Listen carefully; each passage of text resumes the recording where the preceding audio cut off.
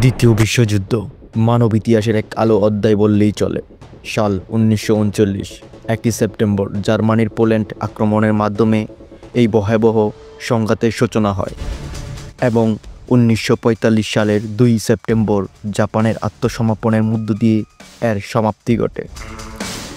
এই 6 বছরব্যাপী যুদ্ধের প্রায় 6 কোটি মানুষ প্রাণ হারায়, যার মধ্যে সৈনিকের পাশাপাশি অসংখ্য বেসামরিক ও নাগরিকও ছিল। যুদ্ধের ভয়াবহতা শুধু মৃত্যু আর ধ্বংসের মধ্যেই সীমাবদ্ধ ছিল না। জাতিগত নিধন, দুর্ভিক্ষ, রোগের বিস্তার এবং অমানবিক অত্যাচারের সাক্ষীও এই যুদ্ধ।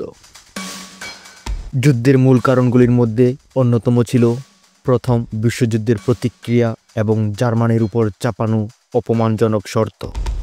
অ্যাডলফ হিটলারের নেতৃত্বাধীন নাৎসি জার্মানি অর্থাৎ জীবনধারণের স্থান প্রসারের নীতি গ্রহণ করে এবং একের পর এক রাষ্ট্র গ্রাস করতে শুরু করে। অন্যদিকে ইতালিতে মুসোলিনির ফ্যাসিবাদী শাসন এবং জাপানের সাম্রাজ্যবাদী আকাঙ্ক্ষা বিশ্বকে একটি নতুন সংঘাতের দিকে ঠেলে দেয়।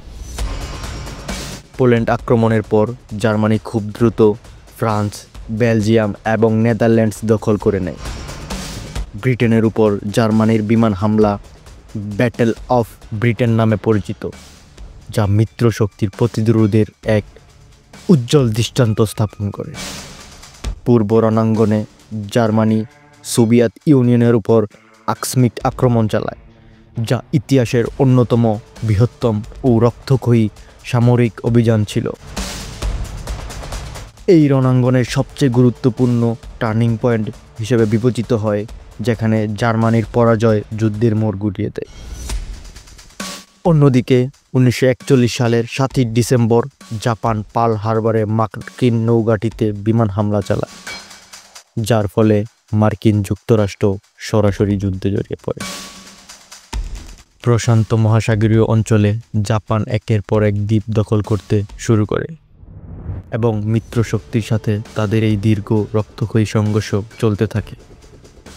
মিডওয়ের যুদ্ধ এই অঞ্চলের একটি গুরুত্বপূর্ণ নৌযুদ্ধ ছিল, যেখানে মার্কিন নৌবাহিনী জাপানের অগ্রযাত্রা রুখে দেয়।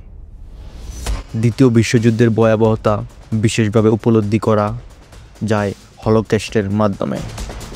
নাৎসি জার্মানি পরিকল্পিতভাবে প্রায় 60 লক্ষ ইহুদি, রোমা, সমকামী এবং অন্যান্য সংখ্যালঘু সম্প্রদায়কে গ্যাস চেম্বারে হত্যা করে। কনসেন্ট্রেশন ক্যাম্পগুলোতেও অমানবিক নির্যাতন চালানো হতো এবং বন্দীদেরকে দাসত্বের জীবনযাপন করতে বাধ্য করা হতো। বেসামরিক জনগণের উপর যুদ্ধের প্রভাব ছিল ব্যাপক। শহরগুলোতে বোমাবর্ষণ ছিল নিত্যদিনের ঘটনা। খাদ্য ও অন্যান্য প্রয়োজনীয় দ্রব্যের অভাব দেখা এবং বহু মানুষ গৃহহীন হয়ে পড়ে। প্রতিরোধের অংশ হিসেবে বিভিন্ন দেশের গেরিলা গোষ্ঠী গড়ে ওঠে, যারা দখলদার বাহিনীর বিরুদ্ধে লড়াই চালিয়ে যায়। যুদ্ধের শেষ পর্যায়ে মিত্রশক্তি জার্মানির উপর চতুর্দিক থেকে চাপ সৃষ্টি করে। 1944 সালের 6 জুন ডি-ডে অর্থাৎ নরম্যান্ডিতে মিত্র শক্তির অবতরণ একটি গুরুত্বপূর্ণ ঘটনাও ছিল, যা পশ্চিম রণাঙ্গনে জার্মানির পতনকে ত্বরান্বিত করে। 1945 সালের মে মাসে বার্লিনের পতনের মাধ্যমে ইউরোপের যুদ্ধের সমাপ্তি ঘটে। তবে প্রশান্ত মহাসাগরীয় অঞ্চলে যুদ্ধ তখনও চলছিল। মার্কিন যুক্তরাষ্ট্র জাপানের উপর 2টি পারমাণবিক বোমা নিক্ষেপ করে। 6 আগস্ট হিরোশিমায় এবং 9 আগস্ট নাগাসাকিতে এই বোমা চালায়। এই ভয়াবহ হামলায় লক্ষ লক্ষ বেসামরিক মানুষ তাৎক্ষণিকভাবে মারা যান এবং এর দীর্ঘমেয়াদী প্রভাব আজও বিদ্যমান।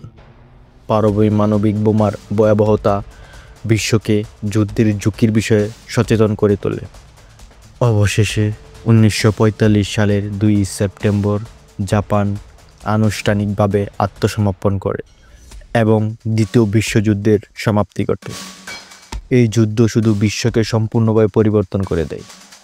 পুরনো সাম্রাজ্যগুলোর পতন হয় এবং নতুন 2টি পারস্পরিক পরাশক্তি মার্কিন যুক্তরাষ্ট্র, সোভিয়েত ইউনিয়নের উত্থান ঘটে। যুদ্ধোত্তর বিশ্বে জাতিসংঘ গঠিত হয়, যার উদ্দেশ্য ছিল আন্তর্জাতিক শান্তি ও নিরাপত্তা বজায় রাখা এবং ভবিষ্যতে এ ধরনের সংঘাত এড়ানো কথা। দ্বিতীয় বিশ্বযুদ্ধের ভয়াবহতা আমাদের এই শিক্ষা দেয় যে যুদ্ধ কোনো সমস্যার সমাধান হতে পারে না, বরং তা কেবল ধ্বংস আর সাফরিমেন্টও নিয়ে আসে। হলোকস্টের মতে গণহত্যা এবং পারমাণবিক বোমার ব্যবহার মানবতার ইতিহাসে গভীর ক্ষত সৃষ্টি করে রাখে। এই যুদ্ধের স্মৃতি আমাদের সর্বদা শান্তির মূল্য, সহনশীলতার গুরুত্ব মনে করে দেয়। তাই আজকের মতো এই পর্যন্তই। আমাদের সাথে থাকুন, ভালো থাকুন, সুস্থ থাকুন। আর ভালো লাগলে আমাদের চ্যানেলটিকে সাবস্ক্রাইব করে আমাদের সাথেই থাকুন। আল্লাহ হাফেজ।